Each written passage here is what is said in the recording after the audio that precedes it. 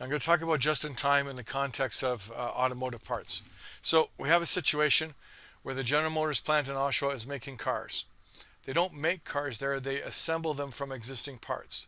So they get the parts from suppliers in New York State and also in Kitchener, Guelph, Waterloo area, as well as the Magna Auto parts, etc. So here's what happens with just in time. All right?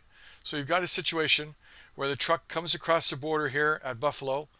It may take half an hour or so to get across, and then it gets into the traffic coming into Toronto, right?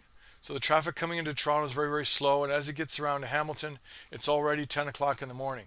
And they have to be to Oshawa by at least 1 o'clock in the afternoon. So they have to move through all of this traffic here. Now let's suppose there's a big traffic accident on the lower part of the 407 that delays the truck. They have a GPS technology in this truck that shows the people in Oshawa where the truck is, because you don't want that truck to be late. Because the company here, let's say they're putting on doors on the car, all right?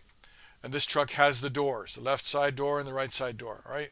As the car is going down the assembly line, all the parts have to be available there to be put on the car as it's being assembled. So this truck is carrying doors, this one's carrying brakes, this one's carrying motors, and as it's going down the assembly line, this is all timed along here. So as the truck is progressing, if it has a delay, it has to make contact with those people and tell them, we might have a 5 or 10 minute delay, and then they have to decide what they're going to do. Are they going to hold the assembly line or not? Because at this manufacturing plant, they don't have a warehouse to store parts. They just have a big bay with a whole bunch of doors. And so these are the doors to the assembly process. They're just waiting for trucks to pull up and arrive and dump their contents. Trucks pull up to the doors, and then the workers unload directly from the trucks and put the products directly on the cars as they're being assembled. If the truck is delayed a long time and doesn't show up, then you have a whole bunch of unionized auto workers sitting around here doing nothing while the assembly line is frozen.